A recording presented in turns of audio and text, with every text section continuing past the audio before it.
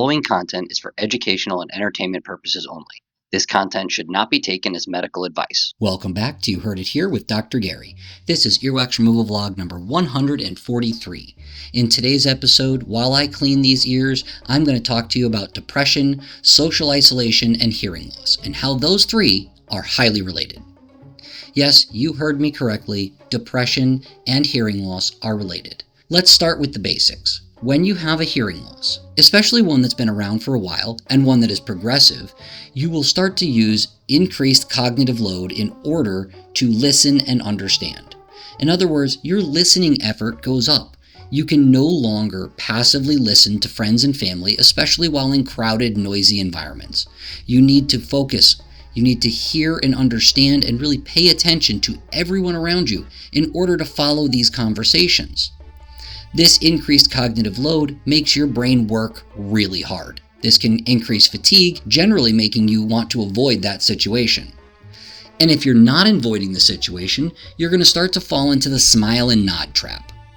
We've all seen it with relatives who have hearing loss where they sit at a table or in a group and they just smile and nod. And then afterwards you say, "How was the party?" And the answer was, "Well, I couldn't really understand them. I don't know. It was okay." That really does force people to avoid these social situations. This social isolation or withdrawal really does lead to negative, depressive events. Isolation isn't always a choice. Sometimes when people are suffering from prolonged hearing loss, especially if it's severe enough that it is causing them communication difficulties, they really do avoid these situations in order to preserve their communication and make their mental function not have to work so hard just to follow basic conversation. So yes, it is a cycle, and hearing loss is at the root of it. Some studies have suggested that even mild hearing loss, that's not moderate, not moderately severe, and not profound, but even mild hearing loss can increase risk factors for depression by up to 40%. Not only does hearing loss increase risk factors for depression, but it causes an actual change in the brain. It's called neural atrophy or auditory deprivation.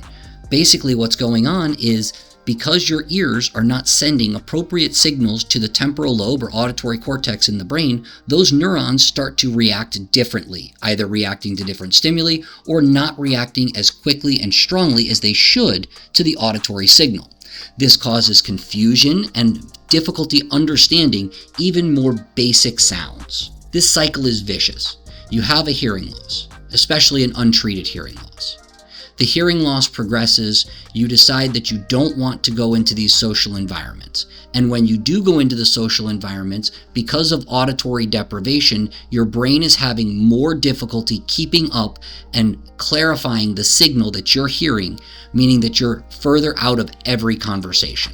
Unfortunately, this rarely gets talked about, and people only want to treat their hearing loss after these symptoms have already really kicked in. The earlier you identify and treat your hearing loss, the less neural atrophy you're going to experience, the less social isolation you're going to experience, the lower your risk factors for depression based off of that social isolation. When we're talking about wax removal patients, they're not really suffering from the long-term effects because most of the time wax removal, when done properly, removes the wax, removes the barrier to the sound, the hearing returns. But in cases where that hearing loss is either conductive, mixed, or sensory neural, that process can take much longer. If there's a middle ear problem that requires surgery, that process may take months.